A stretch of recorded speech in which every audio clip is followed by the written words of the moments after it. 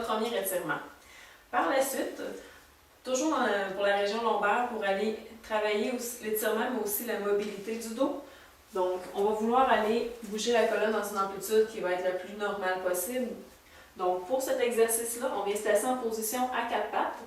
Pour la position à quatre pattes, on va vouloir que les mains soient sous les épaules et que les genoux soient sous les hanches pour former un quadrilatère. Donc, dans cette position-là, ce qu'on va vouloir venir faire, c'est de venir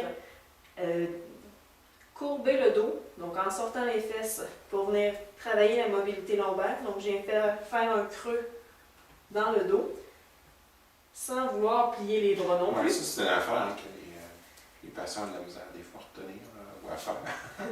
Et ensuite, une fois qu'on a creusé presque jusqu'au maximum, on va venir tranquillement revenir en position qu'on dit neutre, donc la position qu'on avait initialement sans forcer au niveau du dos. Et ensuite, on va venir faire l'inverse, donc on va venir rondir le dos, comme si un chat qui s'étire en se réveillant. Donc on fait exactement la même chose, on vient rondir jusqu'à ce qu'on soit rendu au maximum et on revient en position neutre, donc en position initiale, tranquillement. Et c'est de faire ce mouvement-là, au total 5 fois, pour venir travailler la mobilité. Comme ça, je serais bien plié. Exactement. Donc on regarde, les épaules et les mains sont alignées. On va pouvoir reculer les genoux un petit peu pour que les genoux soient directement sous les hanches. Et ensuite, on va aller tranquillement faire le dos rond, donc comme un dos de chat. On vient pousser dans nos mains pour venir rondir la colonne. Tranquillement, on va revenir lentement vers la position neutre, donc au début. Et ensuite, on va venir creuser le dos, donc en sortant les fesses, pour venir accentuer la courbure lombaire, pour garder la mobilité au niveau du dos. Et on remonte tranquillement en position neutre. On remonte, on courbe le dos en respirant tranquillement. On revient tranquillement en position neutre.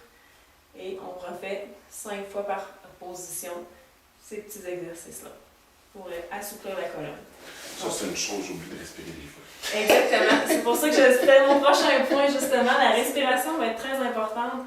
Donc, autant qu'on fait un exercice, qu'on fait un mouvement, qu'on a besoin de forcer, on va vouloir respirer et éviter ce qu'on appelle le valsalva, donc le fait de forcer et de retenir sa respiration. C'est ça, c'est comme inné de forcer puis on retient la respiration. Excellent. L'autre affaire que je trouve aussi avec mes patients, des fois, quand je démonte vite cet exercice-là, ils ne comprennent pas la bascule du bassin. Y a-t-il un truc pour ça? Des fois, ils vont faire comme juste se foirer. Juste se foirer. En fait, c'est vraiment de comprendre au niveau du bassin, de rentrer les fesses ou de sortir les fesses vers l'arrière. Okay. Donc, si ça devient plus difficile à comprendre, ce qu'on peut faire, sinon, c'est de faire travailler sur un ballon.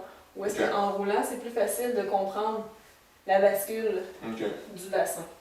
C'est bon. Donc, ça fait quelque chose à essayer dans la prochaine capsule avec un ballon. C'est bon. Donc,